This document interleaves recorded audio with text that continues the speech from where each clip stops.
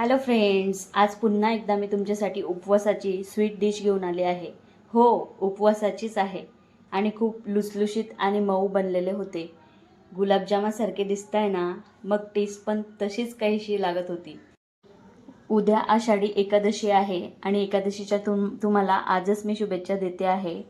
उद्या तुम्ही ही डिश नक्की ट्राय करून बघा आणि मला कमेंटमध्ये सांगा. मी इथं अर्धा किलो कंद घेतलेले होते आणि त्यांना स्वच्छ धुवून घ्यायचं आहे आपल्याला आणि त्याच्यानंतर त्यांना तेल लावून 10 मिनिटे वाफवून घ्यायचे आहे.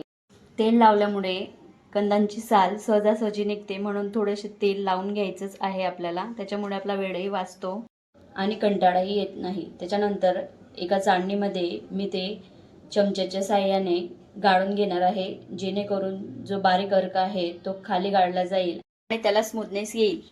आता हे छानपैकी आपण गाळून घेतलेलं आहे. त्याच्यानंतर मी याच्यामध्ये मिल्क पावडर टाकणार आहे. जी 10 रुपयाची पुडी भेटते त्या इथं मी 3 वापरलेल्या आहेत. आवश्यक तेवढ्या त्याच्यामध्ये मिक्स होतील तेवढ्या आपल्याला टाकायच्या आहे. आणि मी ज्याप्रमाणे असा कणिकाचा गोळ्यासारखा मळलेला आहे त्या प्रमाणात हा गोळा मळला गेला पाहिजे. तुम्हाला हवं तर तुम्ही अजून वाढवून त्याच्यामध्ये मिल्क पावडर ॲड करू शकता. जेवढी मिल्क पावडर याच्यात बसेल तेवढी मिल्क पावडर आपल्याला वापरायची आहे. आणि हे उपवासाचे असल्यामुळे बेकिंग सोडा वगैरे काहीच टाकायचं नाही.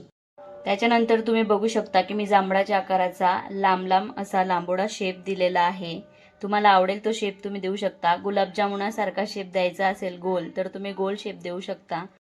हे सर्व गोळे तयार झाल्यानंतर इथं मी गॅसवर कढई ठेवली. त्याच्यामध्ये पाकासाठी 1.5 वाटी साखर घातलेली आहे आणि 2 वाटी पाणी घातलेलं आहे. तसेच 2 अख्खे वेलदोडे घातलेले आहेत आणि एक उकळी येईपर्यंत आपल्याला हा पाक तयार करून घ्यायचा आहे. जास्त वेळ याला गॅसवर ठेवायचा नाही.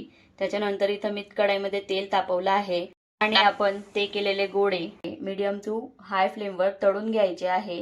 त्याच्यानंतर यांना जास्त आपल्याला ब्राऊन करायचे नाही. थोडासा गोल्डन कलर आला की लगेच आपल्याला काढून पाकात टाकायचे आहे, कारण आपल्याला हे मऊ आणि लुसलुशीत हवे असतात. जर आपण जास्त ब्राऊन केले तर ते जास्त ड्राय होत जातात आणि ते नंतर मुरायला त्यांना वेळ लागतो. त्यामुळे आपल्याला हे फक्त गोल्डन होईपर्यंत तळून घ्यायचे आहे आणि नंतर गरमागरम पाकामध्ये सोडायचे आहे. त्यानंतर त्यांना 1 तास आराम करू द्यायचा आहे आणि मग एन्जॉय करायचे आहे. Thank you for watching.